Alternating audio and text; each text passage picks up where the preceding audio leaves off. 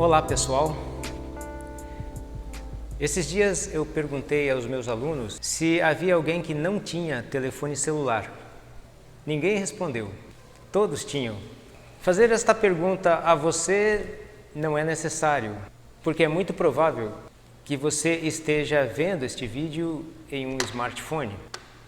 Só que veja o seguinte, há pouco mais de 25 anos não havia telefone celular.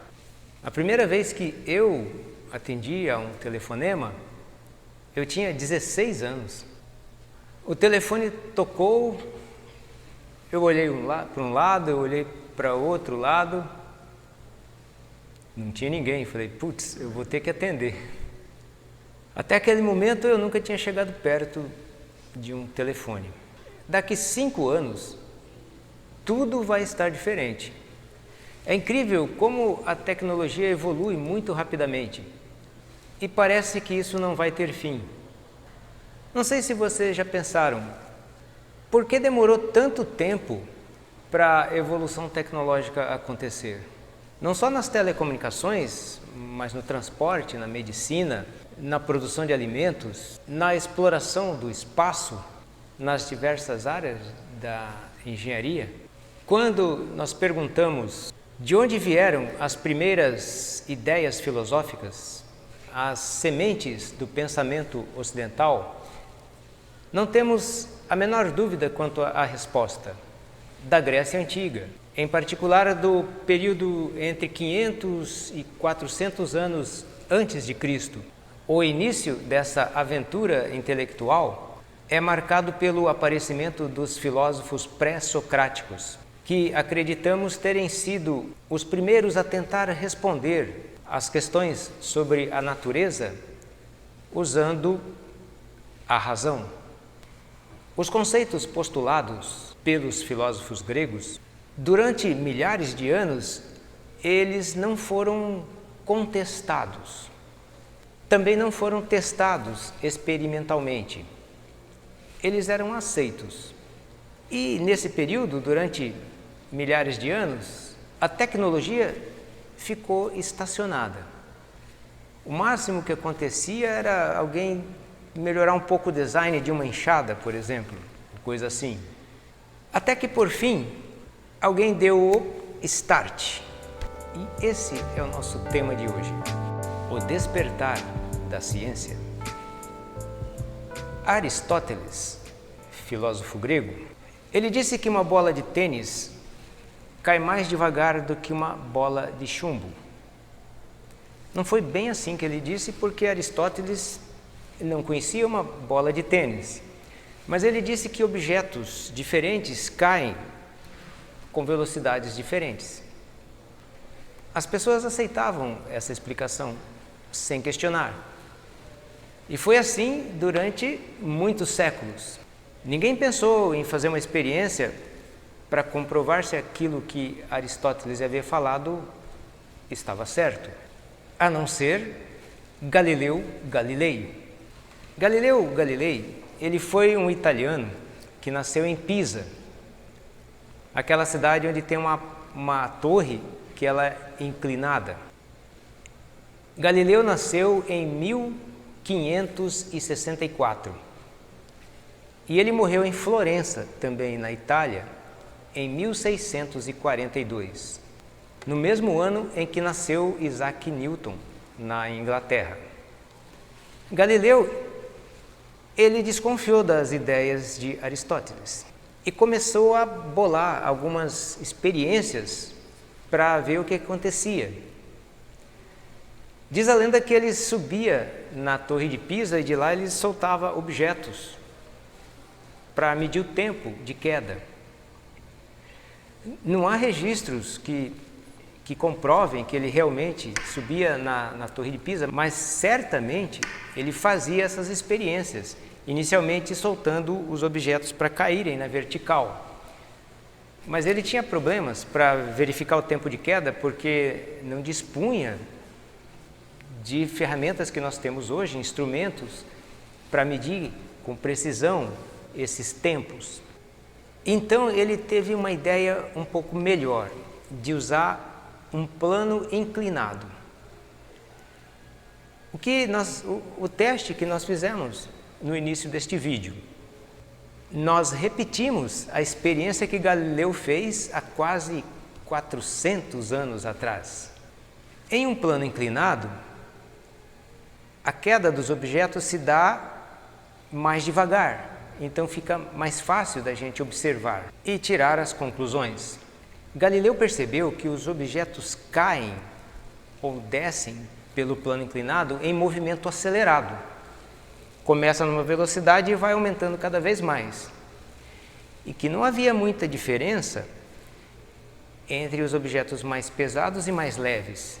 Se você soltar uma pena e uma bola de chumbo em um ambiente com vácuo, ou seja, que não tenha ar, a pena e a bola de chumbo vão cair com a mesma aceleração. Se você soltar ao mesmo tempo, a pena e a bola de chumbo vai tocar no solo ao mesmo tempo. É claro que Galileu não tinha condições de construir uma câmara de vácuo em 1638, mas com os resultados que obteve de suas experiências, ele conseguiu chegar a esta importante conclusão.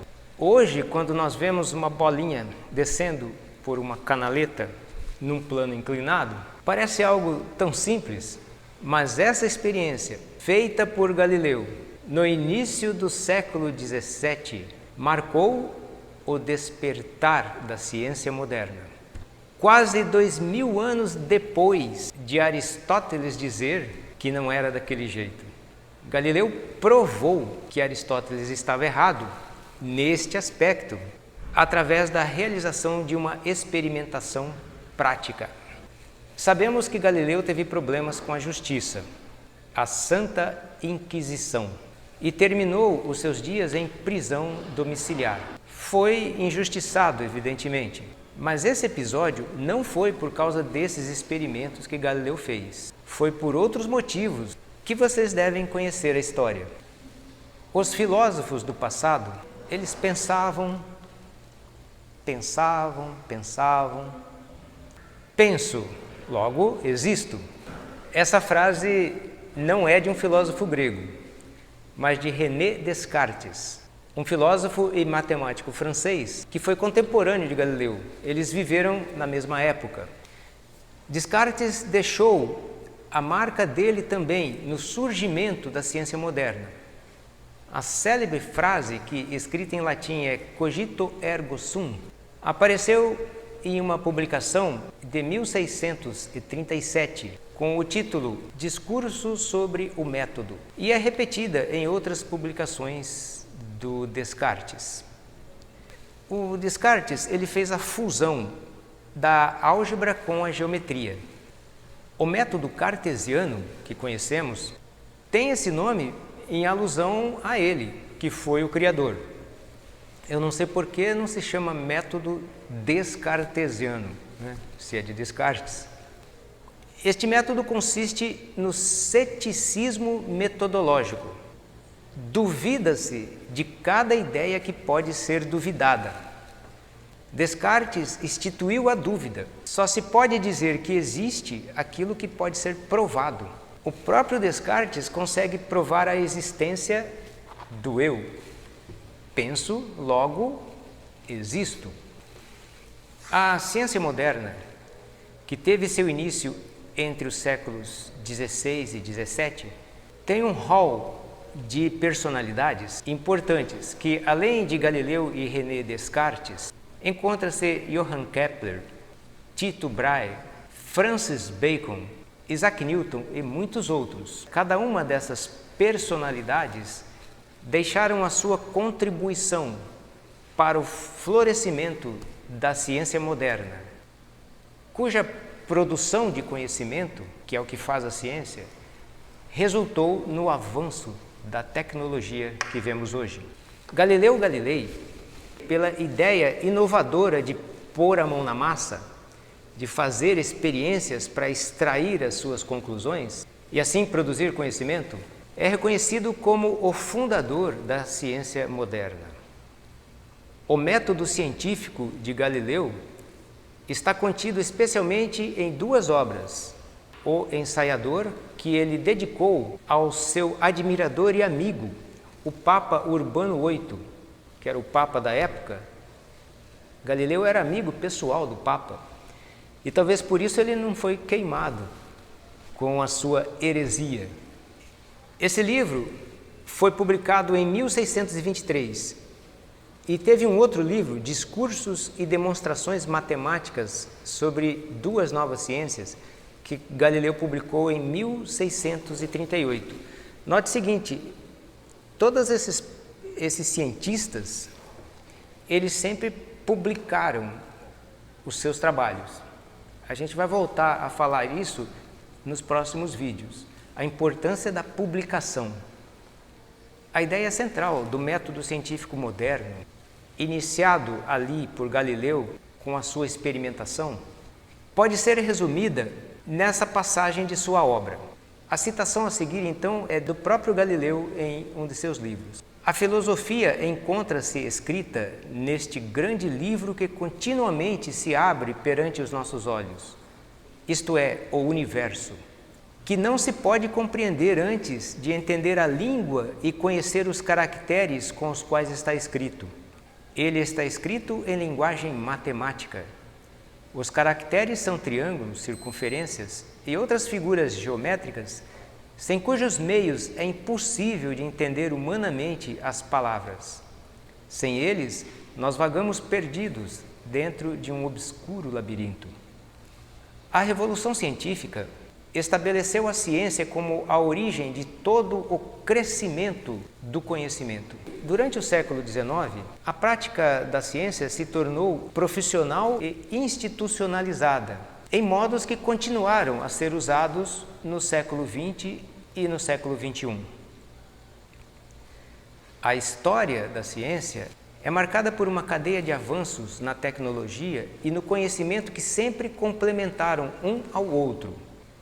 Inovações tecnológicas trazem novas descobertas, as quais inevitavelmente levam a outros questionamentos, por inspirar possibilidades e aproximações em questões científicas antigas. É uma viagem sem fim.